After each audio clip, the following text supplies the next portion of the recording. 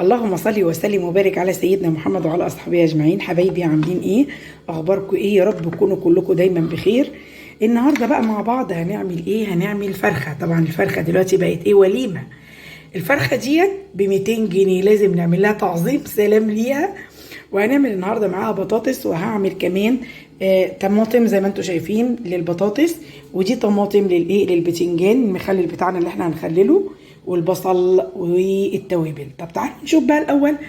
عايزين ان احنا نخرج من الفرخه ديت ان احنا نعمل كذا حاجه منها، يعني على الاقل تبقى اكلتين. تعالوا نشوف هندبر وهنوفر ازاي وهنقطع الفرخه ازاي بكل احترافيه. تعالوا معايا.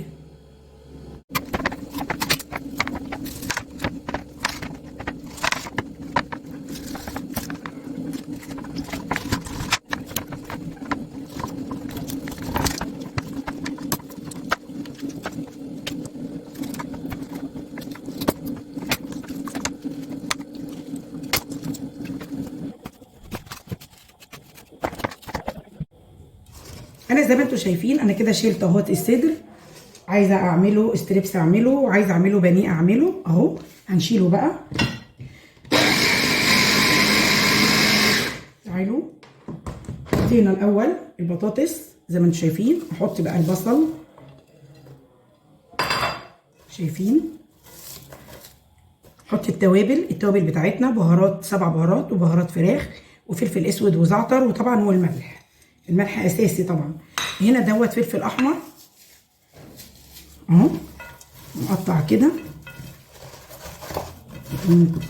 خلي البطاطس كلها تتبل كده بيها. احط الطماطم بقى،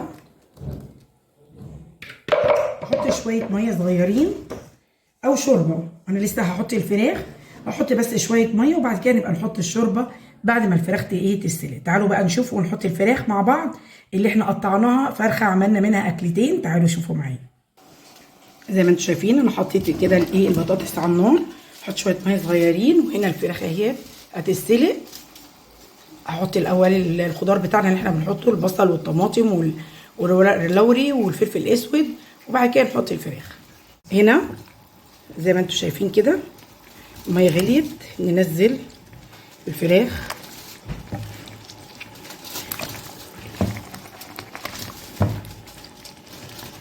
حطيت الفلفل الاسود، وهحط لسه بقى ما حطيتش الورق اللوري، هحطه. كبده احطها اهي. تمام. زي ما انتم شايفين ده الشوربه، الفراخ استوت. انا هحط بقى احط البطاطس، الفراخ على وش البطاطس كده. طيب ليه ما عملتهاش من الاول وحطيتها من الاول زي ما انا بعملها؟ لا، انا عايزه شوربه علشان انا عايزه طبعا للملوخيه. انا عامله ملوخيه النهارده، عاملين وليمه يا جماعه، عاملين وليمه النهارده على الفراخ دي. زي ما انتم شايفين كده اهو.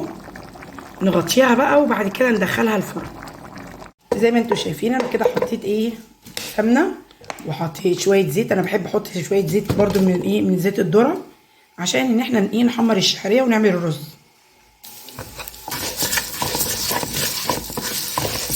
ان شاء الله باذن الله ربنا يا جماعه هيقف معانا كلنا ان شاء الله في رمضان، محدش يشيل هم حاجه. ربنا كريم، ربنا يكرم يا رب الناس كلها. اهو احنا كده قدرنا ان احنا نعمل من فرخه، قدرت ان انا اعمل منها اكلتين. اكله اشيلها ان انا اعملها بانيه، والاكله الثانيه ان انا عملتها للولاد وعملت معاها اكل كتير، بطاطس وملوخيه وكمان عملنا بتنجان وشعريه ورز يعني ما شاء الله كده. فكل ما تقولي يا رب، ربنا هو اللي هيقف جنبك، مش العبد اللي بيقف، ربنا هو اللي بيقف يا جماعه. زي ما انتم شايفين كده الشعريه بقت لونها ذهبي. احنا يعني ذهبي فاتح لسه. اول ما تبقى اللون الذهبي الغامق بسقط على طول الرز. انا طبعا غاسله الرز وكل حاجه، الرز بتاعي مغسول. طبعا احنا صايمين، كل الولاد صايمين عشان النهارده شعبان. ربنا يا رب يعود عليكم وعلى الامه الاسلاميه كلها بالخير يا رب.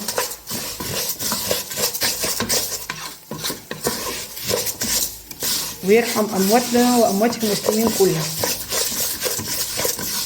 شايفين انا كده خلصتها اهي.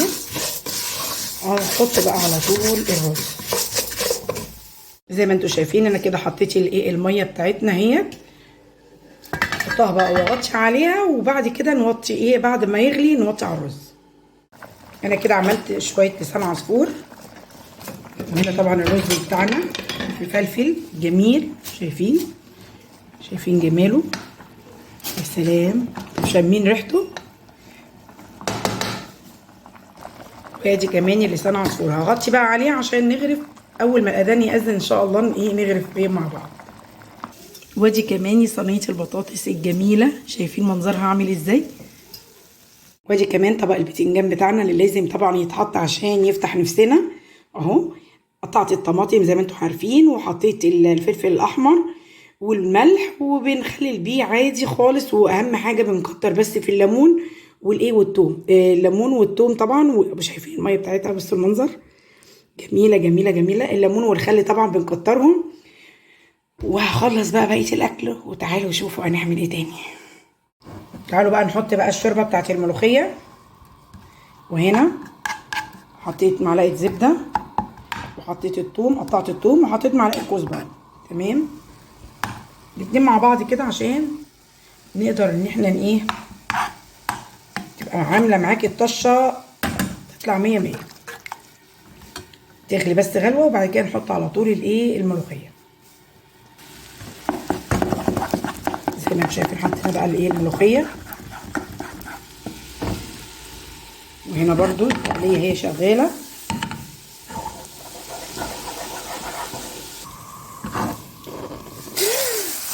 يا سلام يا سلام، احلى شهقه للملوخيه يا جماعه.